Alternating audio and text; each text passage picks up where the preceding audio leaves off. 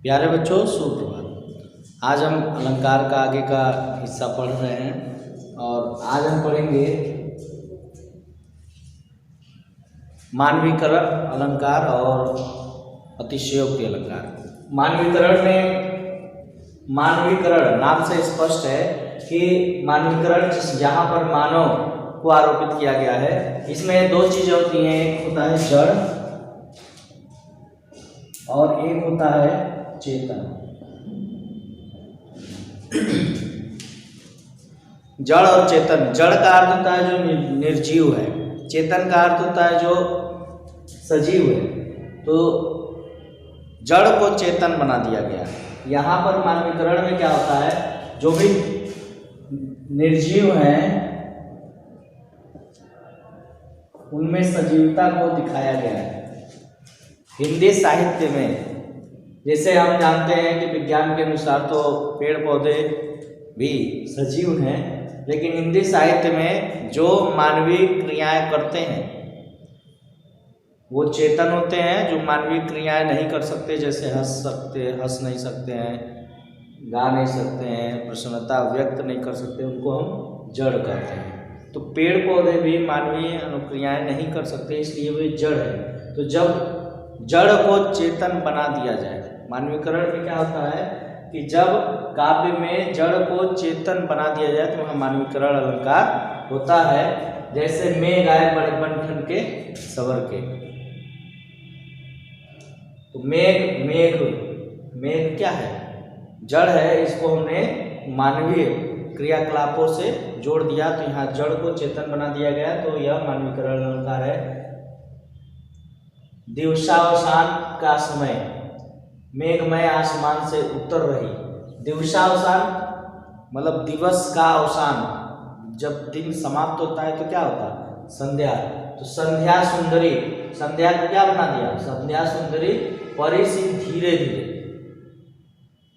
यानी दिन के समाप्ति पर संध्या धीरे धीरे आ रही है। तो संध्या का जो है मानवीकरण कर दिया गया, तो इसलिए यहाँ पर मानवीकरण अलंकार होगा। पुलक प्रकट करती है धरती हरित तृणों के नोकों से, मानो तरु बिझुम रहे मंद पवन के झोंकों से। तो यहाँ पेड़ पौधे अपनी प्रसन्नता, जो पेड़ झूम कर, जब हवाएं चल रही है तो झूम कर अपनी प्रसन्नता को व्यक्त कर रहे हैं। तो ये सब मानवीकरण अलंकार है। दूसरा है अतिशयोक्ति अलंकार। तो अतिशयोक्ति दो शब्दों से मिलकर बनता है, अतिशय धन उक्ति। अतिशय का मतलब अत्यधिक मात्रा में, उक्ति का अर्थ होता है कथन, कि जब कोई घटना या कथन सामान्य जीवन से परे काफी अधिक हो तो उसे हम अतिशयोक्ति कहते हैं।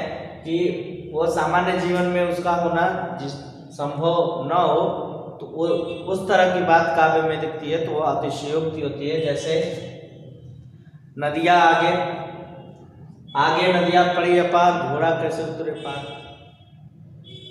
राणा ने सोचा इस बार, तब तक चेतक था उस बार। कि जब राणा युद्ध क्षेत्र में आगे बढ़े तो वो घोड़ा उनका लेकर उनको आगे बढ़ा, तो आगे बहुत ही नदी जो थी क्या थी, अपार, तो उसको पार पाना बड़ा कठिन था, बड़ा दुष्कर था। अभी राणा सोच रहे थे इस पार, तब तक चेतक उस पार पहुंच गया। तो यह जो है अतिशयोक्ति है, अतिशयोक्ति है। कि हनुमान की पूंछ में लगन न पाई आग, सगरी लंका जल गई गए निशाचर भाग। तो ये सब अतिशयोक्ति अलंकार के उदाहरण हैं। आगे हम अन्योक्ति अलंकार पढ़ेंगे। अन्योक्ति, अन्य उक्ति। दिया कुछ और है और कहा कुछ और जा रहा है। मतलब अन्योक्ति अलंकार में काव्य के माध्यम से, पंक्तियों के माध्यम से हम किसी के ऊपर कुछ लाक्षणिक बात कहना चाहते हैं तो अन्योक्ति अलंकार का सहारा लेते हैं। इसमें पद कुछ और होता है और उसके पीछे छिपा अर्थ कुछ और होता है। मतलब एक ही के दो अर्थ कम से कम निकलते हैं। जैसे यहाँ एक उदाहरण है, नहीं पराग नहीं मधुर मधु, नहीं विकास यही काल, अली कली ही सो बंध्यो आगे कौन हुआ। कि नहीं यहाँ पराग है। पराग आप जानते हैं कि जो पुष्प होते हैं,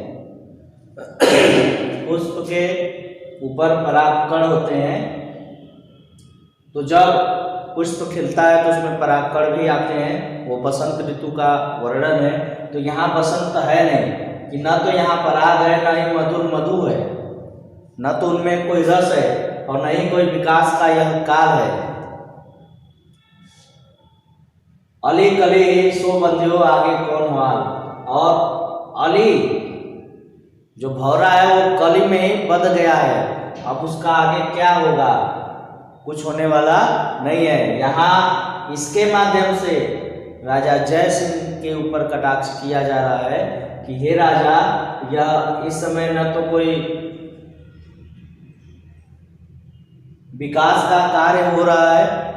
क्यों नहीं हो रहा है? क्योंकि आप भोग विलास में लिप्त हैं। इस कथन के माध्यम से उनकी जो तंद्रा है, उनकी जो भोग विलासिता है, उसको भंग करने की कोशिश की जा रही है कि आप जागिए और अपने कर्तव्य की ओर आगे बढ़िए, ताकि इस देश को आप आगे और बढ़ा सके। दूसरे पंक्ति में, जिन दिन देखे वे कुसुम गई सुनीति बहार, अली रही गुलाब में अपत कटीली डाल। कि जो दिन देखे थे उपवन में भौरा आया, तो यह सोचकर आया कि पहले जब वो वसंत ऋतु में आया था तो उसे फूलों के रस प्राप्त होते थे, लेकिन अब वो जो आया है तो पतझड़ का समय है। तो वही बात है कि जिन दिन देखे वे कुसुम, कि जब तुमने वह उस पुष्प को देखा था, वो बहार वाले दिन जो है वो चले गए। अब क्या है? अब अली रही गुलाब में। अब अली जो भौरा है वो गुलाब में देख रहा है, क्या है?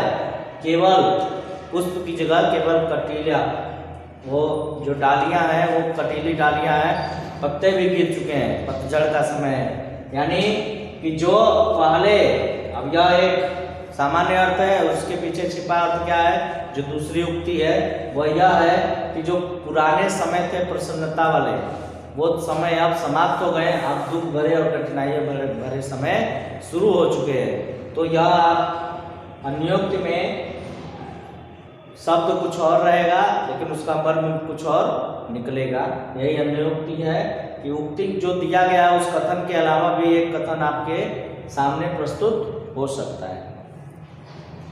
अब यहाँ अलंकार आपका समाप्त हो गया। अभ्यास प्रश्न आगे आप करिएगा। तब तक के लिए धन्यवाद।